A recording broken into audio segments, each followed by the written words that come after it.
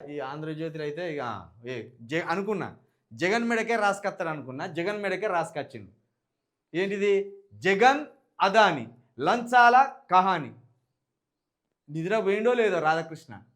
ఈ ఎట్లా పెట్టాలి హెడ్లైను, ఏమని రాయాలి, అదాని స్కామ్ మొత్తం జగన్ మెడకే ఎట్లా రుద్దాలి, జగన్ ఎట్లా ఇరికియాలి అని చిన్నది చిన్నది వెంట్రుక సంబంధమైన కొంచెం దొరకపోతుందా, అదానితోటి జగన్కి లింక్ ఉన్నదని అని రాత్రి అంతా పండుకొని అటు ఇటు పొరలాడొచ్చు. ఇక మరి కలర్ చూడు ఎట్లా వేసిండో.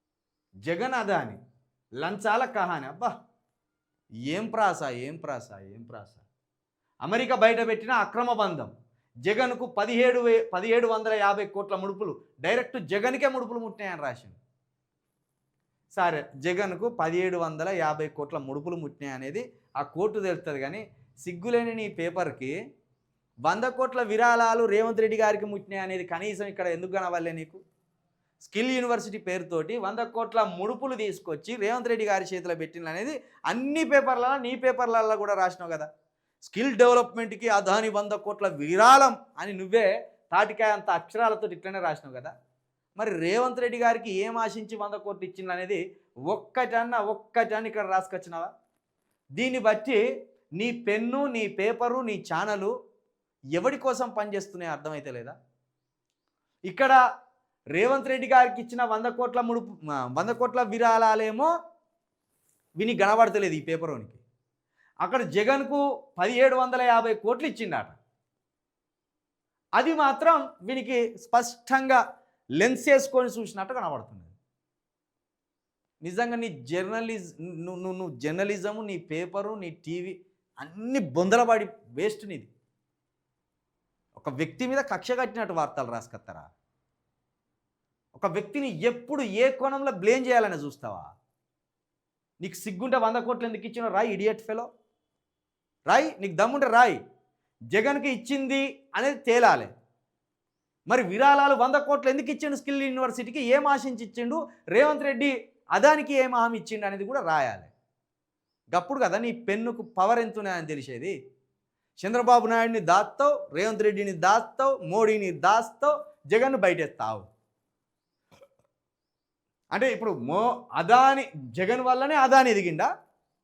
ఇన్ని లక్షల కోట్లకు జగన్ వల్ల ఎదిగిండా అదాని? ఎవరు అనుకున్నారు ఈయన వెనక రాసుకరావు? నీ పనికి మాలిన విశ్లేషణ, నీ దరిద్రమైన విశ్లేషణ ఇక్కడ కనబడతలేదు. ఇదో అనాలసిసా? నీ పేపరా? అందుకే నీ పేపర్కు చంద్రజ్యోతి అని పేరు పెట్టినాం మేము. అట్లా పెట్టకూడదు కదా అని చంద్రజ్యోతి అనే పెట్టినాం. ఇదా నీది?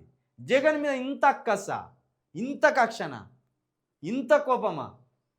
ఈ అన్న చెల్లెళ్ళ మధ్య కూడా చిచ్చు పెట్టింది ఈ పేపరోడే. ఆ షర్మిలమ్మ వెనక ముందు చూడకుండా ఉరికొచ్చి ఇంటర్వ్యూ ఇచ్చింది. అన్న చెల్లెలు ఎక్కడ కలుస్తారో వీళ్ళని మొత్తం పూర్తిగా విడదీయాలనుకున్నాడు. ఆ ఇంటర్వ్యూ పెట్టి పూర్తిగా విడదీసిండు వాళ్ళని. ఈ పైసలు పాడుగాను, పైసలు ఇవ్వకపోతే రేపు సంపాదించుకోవచ్చు. బంధాలు సంపాదించుకుంటామా? ఒకసారి బంధాలు విడిపోతే కలుస్తాయా? బంధాలు కదా ముఖ్యం. మనిషి ప్రాణం, మనిషి బంధం కంటే పైస ముఖ్యమా? పైసదేమున్నది? పోతే ప్రాణాన్ని తీసుకురాగలరా నీ దగ్గర ఉన్న పైసతోటి? షర్మిల గారు, నీ దగ్గర ఉన్న పైసతోటి నీ బంధాన్ని కలుపుకోగలవా? ఒకవేళ మీ ఇంట్లో ఏమన్నా ప్రాణం పోయిందిగా, మీ నాయన ప్రాణం, ఆ ప్రాణాన్ని తెచ్చుకోగలవా? మనిషే ముఖ్యం, ఏ డబ్బు ముఖ్యం కాదు. అన్న చెల్లెలను విడదీసిండు, అట్లా పాపం కట్టుకున్నాడు. ఇప్పుడు ఇట్లా పాపం కట్టుకుంటాడు. దీన్ని చదవాలా? ఏమన్నా పెండుంటే తీసుకొచ్చి దీని మీద కొడితే అయిపోయేది. కానీ స్క్రీన్ ఎక్కరావు. ఇది ఇట్లా రాసుకొచ్చిండు, లెక్కలతో రాసుకొచ్చిండు. ఏదేది ఎంత అయింది, ఏది ఎంటర్ప్రైజెస్ ఎంత అయింది అనేది రాసుకొచ్చిండు. బాగానే ఉన్నది. బుధవారం ఒక్కో షేర్ ధర, గురువారం ఒక్కో షేర్ ధర. బుధవారం షేర్ ధరలు ఎట్లున్నాయి? 2821 రూపాయలు ఉంటే గురువారం 600కు వచ్చినాయి. నష్టం, ఇక్కడ నష్టం రాసుకొచ్చిండు. 1400 ఉంటే 267కి వచ్చింది గురువారానికి. ఈ నష్టాల శాతం బాగానే రాసుకొచ్చినావు. కానీ ఇక్కడ అసలు రేవంత్ రెడ్డికి 100 కోట్ల విరాళం ఇచ్చింది అనేది మాత్రం ఎక్కడ రాసుకురాలేదు.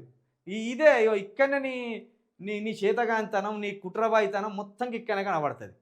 నీ పేపర్ కుట్రబాయితనము, నీ పేపర్ శాతగానితనము మొత్తం ఇట్లనే ఇక్కడనే కనబడతాయి. ఇక మళ్ళీ కేసీఆర్ గురించి రాసుకొచ్చిండే వీడు.